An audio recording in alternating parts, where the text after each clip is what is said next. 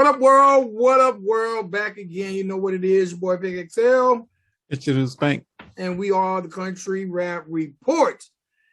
All right. Today is going to be a little different. You know, sometimes we give you our input, the things that's going on in the music industry, our beliefs, and generally we give you reviews. And we also give you interviews. Well, today we're going to be giving you an interview. But before we bring on our guest, we're going to chop it up a little bit about the last episode and how, you know, you gave out some very, very important information about telling artists to focus on that 1% and build from there. Right. And it's also the time of year where a lot of artists are happy and they're putting up their poke cards. They Spotify poke cards. And after the show, I probably thought about this for a large portion of 12 hours because a lot of times artists don't get it. And I understand because when you're creating, you want everybody to like your shit. But you also said in there, everybody ain't gonna like your shit. Right, right. But even in us creating this, we want to be liked. We want people to accept us. We want people to be happy about the things we say, to the point where there are some people that, you know, we've had to either bury the hatchet with, eat a little crow, or whatever the case may be. Well, he ain't no crow, fam. Well, bury the hatchet. In they back. That's what we gonna bury the hatchet at. Like see now, you by feeling that way, you're already kind of proving my point. When people say despairing things, it's hard for us to make amends or feel like that was what was best for me. Okay, I follow you so far. So I don't, and chances are, like yesterday, we was talking about artist Spotify wrap-ups. I think that's what's called. Correct, right. Wrap-ups. And I took two artists who had low numbers, who posted their numbers, and I mentioned those two artists. Right. So I'm personally going to issue an apology, but I'm going to tell why I'm issuing this apology. Okay. I want to apologize to Rolling Church and General Jameson. Okay? Because I know both of you guys are aspiring artists and you're doing your thing. I don't want you to take, because we took your numbers and make you guys feel belittled, like we use your numbers as a kick down or as something to pick on or talk about. I want to make it abundantly clear from my perspective. I just felt like with your I know you're proud of those numbers, and I know those numbers are better numbers than you guys had last year. I'm just not sure if from an artist perspective and from a consumer perspective, if posting those numbers was the best thing for you as an artist, because most people don't gravitate to things that are low. Agree, especially in the music industry. You know, it's kind of like you're proud. That's your proud moment. Share it with yourself, with your inner crew. I just feel like when people see those numbers, they're going to be like, why should I listen to this guy as opposed to this guy? Because he has better numbers. So if I was managing either one of you guys, I would tell both of you guys to definitely keep grinding, but share those numbers with your inner circle, because future fans might feel like I ain't rocking with it because no one else is rocking with it. And that is accurate. And this is how you can, and to play devil's advocate with what you just said. And I think you used the example yesterday when we were talking. Imagine if you go on YouTube and there is a video, and this video only has 10 views on it. You know, it's a pretty good chance you're not going to be the 11th person to watch it because it only has 10 views. But if you go on this video, go on YouTube and it has 10 million views on it, it's a pretty good chance you're going to click on it because the numbers play that role. And this goes back to some advertising and marketing stuff that we had talked about with the trolls. The numbers do matter. Numbers matter when you are in an influential space as we are, because one, we're media, And two, we're in music media, and music is all about a popularity contest. So those popularities are gauged by numbers. So if you are not as popular, quote unquote, then people tend to not gravitate towards you. So you have to put in mechanisms to get to those numbers or appear to be there so it can turn into real numbers or real influence and real eyes being on you. Like I didn't think you said anything negative yesterday. I don't think either one of us did, but I mean, we did say like you might not have should have posted it, but it was coming from a managerial experience from both of us, just because of the look. No, we know why we did it. Right. There's other artists that we review and we gave every critique. Matter of fact, sometimes we'll do these reviews, right? Right. And say if you go first, right? If I see that you're saying some things that are not viewed as favorable, right? Right. And say I have those same points on my paper, when I speak, I will leave those points out because I don't want a double whammy. Right. You feel what I'm saying? Because I know people take their shit serious and they'll feel beat up. I remember a young artist that we reviewed episodes ago, and his family was upset. They were talking about having us pull the video down.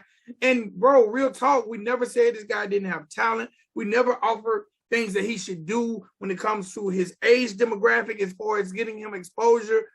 We said all kind of positive things that they could be building on. Right. They only gravitated towards the negative. Right. So the reason I'm issuing the apology is because I don't want General Jameson or Rolling Church to gravitate towards the negative and just truthfully hear what we're saying that can be pivotal to your career, because we're here for everybody.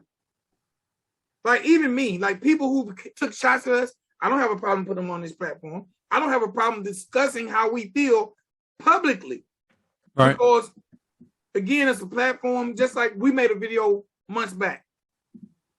A lot of people upset us about this video months back, but we stated this. What video? Which one? We've done so many. I'm not gonna say. Okay. I don't want to pull no scabs out.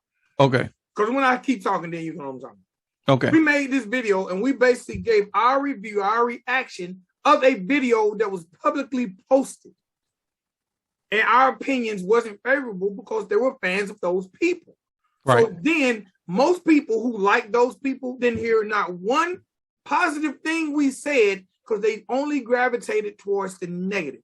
So the apology I'm issuing is because we are in this to create networking opportunities, build a fan base, and get our lives as well as artists' lives to the next level. So just because we might point towards something that we don't agree with, it doesn't mean that we're shitting, disrespecting, or doxing your career. Right.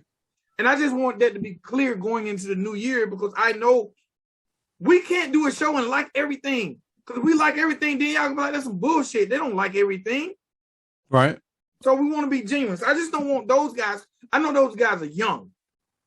And I know when you're young, you be very combative. And when someone say they don't like your shit, your judgment is like, man, fuck them. When I see them, it's on. You know what I'm saying? And the funny thing is, both those, I wouldn't even know their numbers if I didn't follow them. Right. So I follow them because I respect what their craft.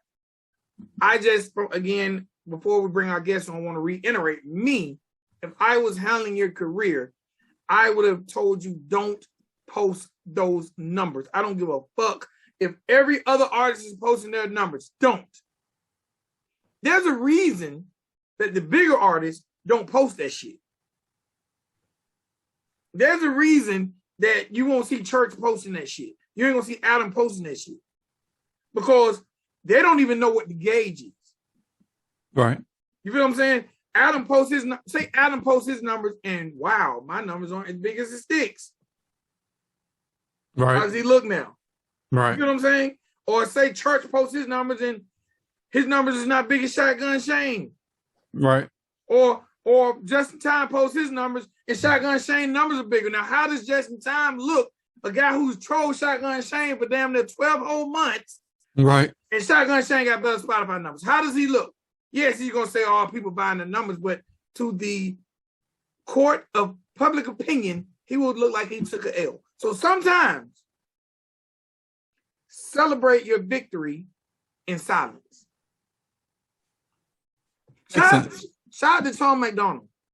206 million streams on Spotify. Damn. 206 times 4,000. That's your number to play with. On Spotify. That's on Spotify. Spotify only. Let me has do nothing that to do with the YouTube numbers. I'm gonna play with them. Let me see what they look like. You want to play with it? You want to go ahead and bring the guests on? 206. Hold on, times 4,000. That's $824,000 just on Spotify. Just from Spotify streams. And the funny thing is, I'm gonna check real quick before we bring the guests on. Okay. Okay. Because I did, and he didn't post it on he didn't post it on IG like most people are doing. He posted it. Let me double check. Oh, he has now.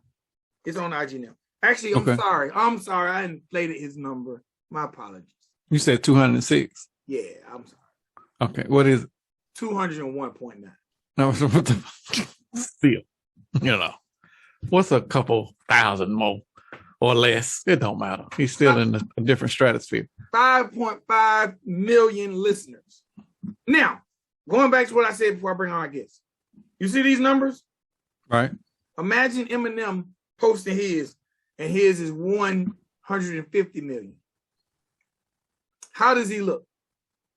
Like a lame? Right. Yeah. So now, if I'm an independent artist, I got 200 million. Hell yeah, I'm gonna put this penis in your face. Right, because there's some majors out there that ain't getting there right now. Right. But there's a reason everybody in the history of Spotify is not posting their year-end number. Right. Because they can't gauge it. All right, now before I bring on our guest, man, we got SMG Jimmy about to join the show. Okay. All right. Ladies and boys and girls, I'm gonna bring my guy in. Hopefully, again, that was for General Jameson and Rolling Church. Hopefully, the people who tagged them in the last episode will tag them in this episode for, things don't get ugly and they won't be upset. What's up, man? What up, Jimmy? What's going on, man? How y'all living? Man, maintaining. First and foremost, we just did introduce you, but again, ladies and gentlemen, boys and girls, we got SMG Jimmy in the building. What's going on, my guy? Too. Look at the bling. Look at the bling over there, bro. Look at the bling. Oh, shit. Do I need to get up and get my whole chain? We gonna have to get some bling. You got me faded of it. No, man, I got a chain. It's for the holiday season. It just says ho ho ho. It's for all my exes. For all my exes. Oh damn. All right, so man, look. Hear that for you. I've been there my damn self. I done had to my jersey is up in the rafters in some places. Oh yeah. We got a couple of those spots out here in Chicago. I think the SMG, the whole squad, we out over I think Oceans and shit, Atlantis, all those spots out here. So no doubt. So look, my guy, first and foremost, man, I want to say welcome to the show. We're both humbled to have you here to chop it up with us. Man, I'm grateful that y'all was having me on, man. Thank you. Okay. Now, let's get into it, because the first thing is two questions I've been wanting to ask immediately. Okay. Number one is, where are you from? Where do you hail from? Chicagoland area, outskirts of Chicago, either in the city or outside the city my whole life until I got to about 20 years old. Went out to AZ, left AZ, Phoenix area, moved out to LA. First, I was in East LA. Then I was in like mid-city area, ended up in Beverly Hills before we left out of there. Then I was in Vegas, thinking I was a professional gambler for a little bit, and got out of Vegas, ended up in Miami for about 6 months, and then got back to Chicago. God damn, man, you traveled around like you was in the military. Yeah, pretty much. Only, it was some type of that stuff, only no military, you know what I mean? No doubt. And the next thing that was on the top of my list is the SMG. What is that an acronym for? Is it an acronym? So it's an acronym for Syndicate Music Group. We started it, my best friend started a label out here about, I want to say 3 years ago now. I've been doing music my whole life, kind of doing the battle thing coming up, but he was, we was out in LA together, we lived together, homie, came back, started a roofing company, ended up doing, they wanted to do a record label. So he hit me up, he's like, I don't really know much about music, but I want to do a record label. Let's go get a studio and get a spot set up out here. I was like, man, I'm with it. So we pulled up, we found a nice little location. We built a little studio over there. Got a license for a business and all that stuff, started booking hours and doing stuff like that. And then he decided he wanted to start doing the label thing. So he came to me with that and he was like, man, I got 2 artists I want to sign. I'm going to do that, blah, blah, blah. I was like, awesome, do it. You know what I mean? So he ended up signing an artist named Too Clean and an artist named Magic. They started pumping their stuff and everything was going well for them, and shit's still going well for them. They're killing it. Magic's super fire. You know what I mean? But I kind of saw it, and loving music and being a freestyle battle rapper, I finally got my ass in the studio, and instead of just being a battle rapper that couldn't make a song, I finally figured out a way to make a song in the studio throughout that time. And just decided to go ahead and do it myself. I started my own little LLC thing. I'm still close with all them, but I got my own little LLC thing for what I'm doing. I'm running, you know what I mean? So I've just started up, got some music made, starting to put it out, and that's the situation. It's the guy chasing the dream, you know what I mean? No doubt. Now you just said something very, very interesting that resonates with me, because I'm a huge battle rap fan. Okay. Why do you think, and the battle rap culture is, man, rising like rapidly on a daily basis, man. You got like pay apps and you got like, Smack, King of the Dot. Like that's a very, very hustlers, man, lucrative career for a lot of people. But you said something that resonated with me, and that's been like an age-old adjective. Why do you think battle rappers are viewed to not be able to make good songs? Honestly, I think it's lack of studio time. I think none of them build their own studios. I don't think they put themselves on a microphone enough.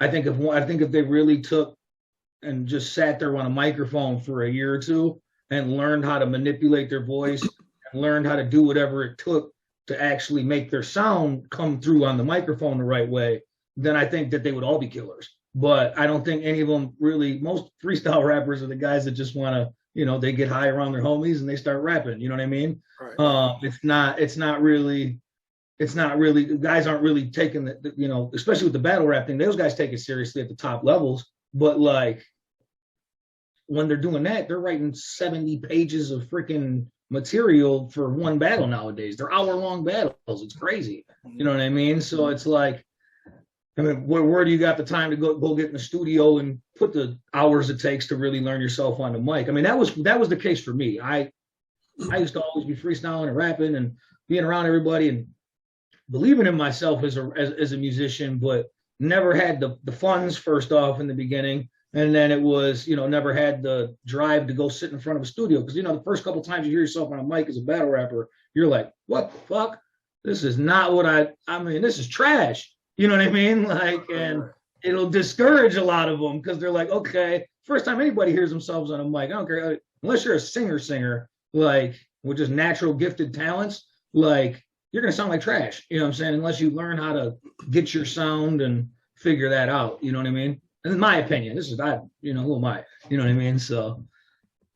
No doubt. I definitely, there's just been a stigma from cannabis to, like, you have very few battle rappers that's made successful records, and that's always been weird to me. But I think that's a good explanation, on why, because they spend so much time penning the battles and penning the lyrics for the battles.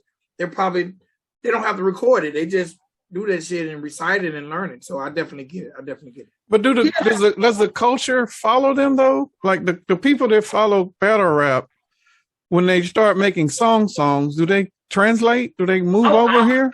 I'll be honest, I did the battle rap thing. I enjoyed checking out the battle things from every once in a while. But I follow more street rap and stuff like that as far as what I'm listening to in my music and stuff like that. I also I love country rap, I love rock and roll, I love grunge music, I love old school industrial metal. I mean, there's a whole bunch of stuff that I love, but it's just the R&B, it's just I think that, you're not looking at a battle for the same reason you're listening to a song. Right. I feel like the markets are just too. It's like battles translate more to like a UFC thing to me. Yes. Than they do the music industry. You know what I mean? Yeah, I definitely can, because it's almost like a sport. Yeah, it's like you pit two guys against each other. You want to know the backstories about both the guys, and you want to see them fight. You know what I mean? Whether it's with words or with fists. You know what I'm saying? Right. It's the same thing. So I mean, I think it's just a totally different industry model.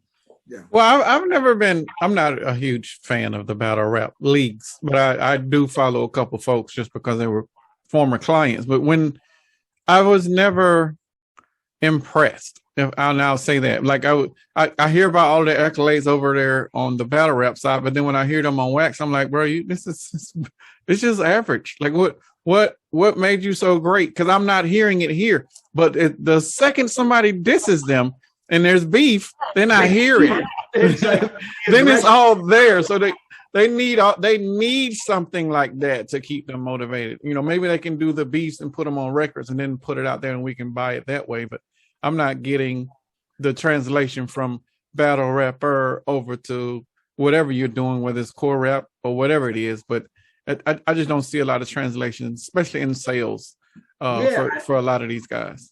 Yeah, I mean, it might be the fact that, you know, some of them just can't make a song. You know what I mean? Like there's a lot of musicians that can't make a damn song. You know what I mean? True. That is true. All right, now let's talk a little bit about your transition, because you mentioned your guy starting his label and you ventured off to create your situation. What was that transition like for you? Going from, hey, I freestyle, I battle, but now I'm going to take this thing serious as well as be a CEO. I always took everything in my life pretty seriously. I was always in some pretty serious situations. So it was like I took everything really serious, and I was always I try to be very professional about situations. So it's like I just kind of looked at it from a business standpoint.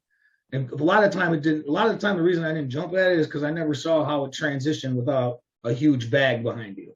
You know what I mean? Like, unless I was spending, you know, X amount of dollars, how the hell do you have a chance to make it? You know what I mean? And to me, that was what deterred me a lot of the time. And I was just kind of like, I was always interested in, you know, furthering my life at the time and making sure that I was good and making sure I wasn't starving, you know what I mean? And so it was kind of, I was more focused on that with my life aspect, while I was always just making music though. Like it just never left. There was just situations in my life that would come up that kind of kept it involved. And eventually I was just like, man, I'm going to hate myself if I don't take at least a shot. You know what I mean? And so this is my shot. You know what I mean? Okay. So what's your recording process now? Like, what do you get the beat first and then write, or do you just write and then go in there and try to create, or what's the process? I go in there, we run through beats, Mm-hmm. put a beat on, and I just kind of go in there and black out, you know, sometimes punch in, sometimes I'll sit there and write for about 20 minutes. Most of the time I'm trying to write a hook. Or like, okay. It's the singing stuff that I need to write a lot of the time. And right. once I have the vibe of what's going on, I'll either just go freestyle the whole verse, or I'll punch some of the verse. The only times I'm really, really writing down rap verses, then like sitting there and going through it and making sure it's perfect bar for bar, is kind of when I'm double timing. So okay. If I'm doing like a double time verse or something like that, then I'm going to get real in depth in it and make sure I'm not screwing up, because I know I'm going to have to punch certain parts, because, you know, otherwise it's not going to sound perfect on the microphone coming through. I mean, you could do it straight through, but you just right. You know what I mean? Do you think you being a former battle rapper, being an asset, because you, especially when you're doing all your punching in, you know, because all of that stuff, and you've already trained your brain to like go ahead and quick think, and you got the stuff already pre-done? I'm an old cat, I guess. So I'm from like the freestyle era of battle. I'm from like the scribble jam. Like when I was talking to all those battle guys and doing it, was like the beginning of grind time era. You know what I mean? Okay. So like, you know what I'm saying? We're talking about before Smack, before KOTD, before any of that stuff went around. I was out in LA. I was at some Rock the Bell show. I was with one of the homies. I was drunk. They had like that second stage thing with the grind time stage. And they were just like, okay, you know, they had the battles going, and I was drunk, and I just got up front somehow, started running my mouth, and, you know, I got a big mouth sometimes, so I started running my mouth, they called me out the stage, and that's kind of how I got in. They called me up to the stage, said, "Take your shot," and I won the battle. So after I won the battle, they were just like, "Oh shit, what the fuck kind of just happened?" You know what I mean? So they kind of started messing. They gave me a chance to go do some more battles. It never really worked out like that. I did battles on the Chicagoland area for a long time. That type of stuff. Was your battle rap name SMG Jimmy too? No, so I had I think every battle had a different name. What the fuck? I wasn't doing it to brand myself. It was they were also 9-month, year apart type shit. By the time the next battle came around, it was today I'm right. Next day I'm freaking Sheep Wolf or something. There was all sorts of names that I could go through, where it was just because I did the SMG thing, I had made my name on Instagram, SMG Jimmy out here. And when Magic started going up a little bit and people started knowing us at the clubs out there and stuff like that, they started calling me SMG Jimmy. I was like, I got my name. Fuck yeah. I was like, I don't have to deal with this no more. I've named everybody else around me, but me, no one named me the right way. So I was always by myself. You know what I mean? Gotcha. Now, you mentioned a wide variety of music that you listen to. Yep. Where did that variety come from for you? What type of household were you growing up in that you heard all these different forms of music? Pops was a blues guitarist, old school, Led Zeppelin. Oh, okay. Coco Taylor. He used to play with Coco Taylor back in the day. Okay. So it's he's old school blues guitarist. Mom, listens to Paula Abdul and Aretha Franklin and from Shania Twain on. You know what I mean? And then my brothers, my older brothers, they were 10 years older. They were troublemakers, so they put me on to Tupac and DMX. And back then it was LL Cool J and stuff like that. It was it was stuff like that they put me on to, and I fell in love with Tupac and DMX, man. I got to be honest. When I was a kid, when I was a youngster, I fell in love with those two. I was like, man, these dudes are different. I believed everything they said, so it was it was one of those situations. Cool. All right, now falling in love with DMX and Tupac. I don't know if you found out like me, because I found out I loved Onyx. So when I fell in love with Onyx, the first thing I had to do was get that razor and get rid of these eyebrows and this hair. At any given time in your love with Tupac and DMX, did you ever just shave all the hair off? No, okay, because that's not the move. You know what I mean? For me, it wasn't an option. There was no option to shave my head off. I definitely got the DMX chain though. Are you kidding me? I was around walking with the dog collar on when I was in 8th grade, talking all sorts of shit, thinking I was a stick-up boy. You know what I'm saying? So I'm walking around 7th grade, acting like I'm about to rob somebody. This fucking DMX told me this is raw. You know what I mean? Yeah. Hey, look, man. When I heard DMX tell the story of how he used to rob guys with this dog, yeah, I was like, fuck, I should have been robbing these cats with my damn dog. Got a dog with me. What the hell am I using a gun for? Yeah, it's damn. That eliminates a couple charges. Crazy. I think I read that about he was stealing cars just to go to school. I mean, that's a little intense. Even for just to go to school, you're gonna steal a whip? Come on, man. Hey, man. Chill out. Relax. He has to get a movie. Rest in peace, DMX. He has to get a movie. My favorite of all time. I don't care what nobody says. That's my favorite. Might not be the best. Whatever you want to argue the best is, that's cool. My favorite, no doubt. You know what I mean? All right, no doubt. X had real personality. Whether he had the talent to compete with all the rest of them, he definitely had the personality that stuck out in top 10 in history. He was at a gas station cooking eggs, and I watched it for 15 minutes on this video. I swear to God, he was he was the most entertaining guy in the world. If you ever get a chance, if you haven't heard it, and it's the holiday season, if you go to YouTube, there is a version of DMX doing I think it's Rudolph the Red-Nosed Reindeer. Have you ever heard that? Yeah. Man, most entertaining, funny shit ever. Yeah. No doubt. Rest in peace, X, man. R.I.P. X, for sure. All right, so man, because again, saying I can freestyle, saying or having the ambition to do this shit, but doing it, that one is this side, one is this side. Real. What made you say, you know what? Not only am I gonna do it, I'm gonna take it serious, and I'm gonna change my life with it. How did that formulate, and what was those steps? There was never a point in time in my life where I didn't know at some point I had to do this. it was one of those situations where it was like, I ain't gonna live with regret like that. You know what I mean? Like I done put too much work into this for the past, even when I wasn't doing it, I was watching it, learning about it, figuring out, the ways to move in the business side of things, figuring out the ways to move on the audio side of things. Cause I mean, I wasn't a producer. I didn't know how to get a beat. I didn't know how to do vocal mixing. I didn't know how to do any of that stuff. Freaking, I listen to what Spank talks about on the Country Rap Report all the time. I know Spank knows how many engineers you got to go through before you find one that can actually get the job done. You know what I mean? Yeah. You know what I mean? Yeah. I met AQ running back over at the hit shop out here. It was like the biggest blessing that ever happened to me. He taught me some stuff. We created a sound together. And as soon as that happened, it was like, okay, it's time to go. It's go time. We put my feelers out to see if anybody was fucking with it. People kind of liked it. I was like, okay, it's worth taking a shot then. All right, let's go look for some investors and let's figure this out.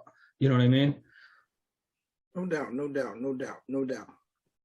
Now, our first introduction to you was Dripped in Blood. The goth, the whatever the hell that was. What was the girl with no booty? That one. What was that? Oh, now that might be his lady. Hey, now. He said she was. I seen that shit.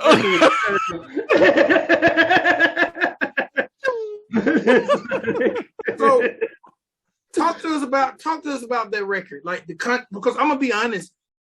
When I seen the title and I seen the thumbnail, I wasn't sure if you were going to be a gospel rapper, or a golf rapper. Yeah, and it turned out that you're neither. Man, I'm everything, dude. I don't know what I am. I just do what speaks. I'm one of those guys. I believe that music has to connect to an emotion. I don't like music that has no emotion in it. Like, it better either tell me a story or has some sort of emotion. Otherwise, I'm not trying to hear it. I was that guy. I was the club banger hater guy growing up. I was, oh man, this has no feeling in it. You know what I mean? That was my stuff. But it's like I don't know which genre I'm in half the time. It could be rock, it could be straight country rap, it could be straight country. I got songs like almost banned from to straight like, NF MGK style stuff. You know what I mean? Like it's all, but it all, when you hear it all, it'll all kind of tie together. Like it's not me going off in tangents. It ties together at the end of it, I believe. I believe that at least. Okay. I gotta ask, is that your wife? Is that your significant other? That's the homie. Which that's the homie. That's all. Okay. Chloe the homie. I got she was really cool. She's got a big following and stuff like that. She was willing to come. She heard the record. She liked the record. She was from, I used to live out in LA. She knew me. She's like, man, I'll come shoot the video with you. That shit's dope. So she showed a lot of love. I ain't got no following or nothing like that starting off. I ain't even used social media until, 4 or 5 months ago. I tried to stay away from cameras. You know what I mean? So it was like, I'm just getting used to all that part of it. But she showed mad love. She came out, shot the video for me. Was super cool about the whole situation. There's another homie named Amanda Paris. We did a record together. It's coming out soon. She came and shot one of my other videos for me. And it's like, they just showed love. I sent the music out and people just showed me a lot of love. I'm given a lot of love from a lot of people, from Big Buzz to Struggle Jennings, Jelly Roll, all these people that are showing love. It's been crazy to me. You know what I mean? Yeah, that was going to be my next question. I wanted to talk about the Outlaw record with Struggle and Big Buzz. First thing I got to say is, don't be mad at us. No. That video ain't out yet? I don't know if that show is aired, but okay. No, we didn't say anything negative, but I did ask about your beard. Oh, yeah. How the hell do you not? What, do you think I'm gonna be mad at you for calling a spade a spade? Come on, man. No, people get mad about it. Shit, I had a beard in half of it. I'm fat in half of it. I'm skinny in the other half of it. No damn sense, man. That video was an interesting situation getting shot. We had to reshoot it 3 times. We had a first video. We had a whole different video we tried to shoot, right? And that got done. Then something happened with it and never got the footage, all this crazy shit. Because I was traveling to Nashville just to get these videos shot. You know what I mean?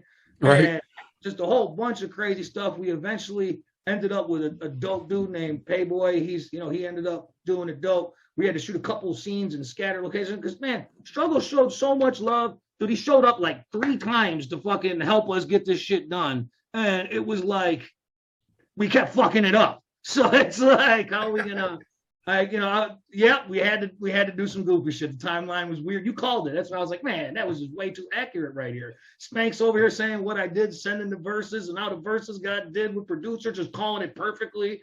Freaking, I didn't know what to do. But it's a dope record, man. What was it like? First of all, Yeah, that was episode 108, Vic. It's out. Yeah, I just seen it. I seen it yesterday. I watched it. I was laughing my ass off. I was like, of course. what was it like working with like an icon like Struggle? Like, because Struggle has definitely earned his stripes, because initially when we started hearing about Struggle, there was no country rap genre. Yeah, absolutely. So This guy was just a descendant of Waylon and just making his bones in the hip hop industry.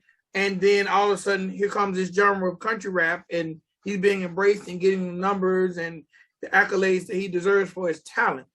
What's it like working with a gentleman like him? And what's it like working with a beast on that microphone like Big Buzz? So that was what I was going to start with. Like, Big Buzz is a maniac and the greatest human being I've ever known in my entire life. I fucking love that man. You know what I mean? He showed me nothing but love. He's the reason that I was able to get that in the hands of Struggle. You know what I mean? He's the one that really helped me make those. He's the one that got Struggle to show up and, you know, do the videos and all that stuff. Big Buzz really, you know, brought me on tour with the Lax with him. Man. Oh, wow.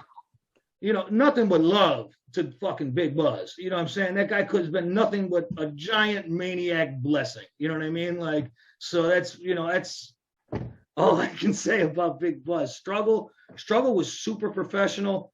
You know, he gave me a fire verse on the track. I didn't know what to say after I got that. I was like, okay, whoa, okay, so you showed real love by giving me this verse. And then he showed up for a video to shoot the video, you know, shouted us out on his Instagram one time. It was really cool. You know what I mean? So I don't know, I felt blessed. You know, it was a blessing to work with these people. You know, it's nothing other than that, you know. Oh. I actually didn't know what country rap was when I showed up with a bunch of country rap songs, to be honest with you. Country rap still doesn't know what country rap is. Yeah, I was listening to, you know, Polo G and Lil TJ and stuff like that. And then someone showed me, you know, I was making the same songs that you're hearing, you know what I mean? Mm-hmm. And then I got shown Jelly Roll and I was like, okay. Yeah. This is different. I was like, okay, this man's serious with this shit. You know what I'm saying? Right. Whoa, you know what I mean? Like, and yeah, I fell in love with it. Started learning all about it. You know, fell in love with a whole bunch of the artists, you know what I mean? And it's so much different than, you know, the street rap industry. It's because they're making the music that you said that you like to make, just heartfelt, that you're touching some sort of emotional string, wherever that is on the emotional spectrum. Like, this music is all about that. And it's not about the glitz and the glamour and all the other fake shit that's in poor hip hop. Like, this is real music over here. Yeah, and and that's what I respect. You know what I mean? That's what I loved about it. And it drew me to it. Soul, blues, southern rock is, you know, that was in like what I was doing, making music before I knew what it was. So it's kind of like, it's all just kind of what I felt, you know what I mean, type stuff. I don't really have an explanation to how it all pieced together the way it did, but it just kind of happened like that. On your Instagram, I seen you on stage with Jelly Roll. Like, what was that like? It's amazing working with him. That's another person that, you know, I don't want to say too much about what's coming in the future, but, you know, he's been another just absolute blessing in my life. Like, you know, he showed up, heard a record, jumped on a record with me. And then, you know, it was kind of like one of those, okay, I'm going to get a feature from somebody. Does he care? Does he not care? He's such a big name. It's like, you know, he might just send me a record and not give a shit about it after that. You know what I mean? This man, you know, spent hours on the phone with me explaining, you know, helped me strategize and going through the phone. When I didn't have the video situation right with Outlaw, he brought the dopest video team and great people, Ryan Hood and Def and Jarvis and Jonathan, introduced me to all of them. And, you know, it was just phenomenal. You know what I mean? And got me a great video shot, and really has been nothing but a blessing. You know what I mean? Another person that's just been heard the music, and showed just nothing but love. You know, helping an independent artist out and a dude of his stature. I ain't nobody. I don't know nobody. I coming from Chicago, just like, man, I got these tracks. I mean, that was how it was. You know what I mean? So it's. You've been in the room with two icons, fam. Like, you don't bypass a whole lot of other people, you know, and that's a huge blessing. Hopefully you're absorbing all of this and learning from definitely those two, because they are the staples in the industry. A lot of these dudes make a song and put out a track and think it's like, I'm just gonna put my music out there like that. Hell no, you better be ready for this shit. Like, that's true. And that's how true. I looked at it. Like, I looked at it like that. I made music 20 years ago that I never saw the light of day, and it never will. You know what I mean?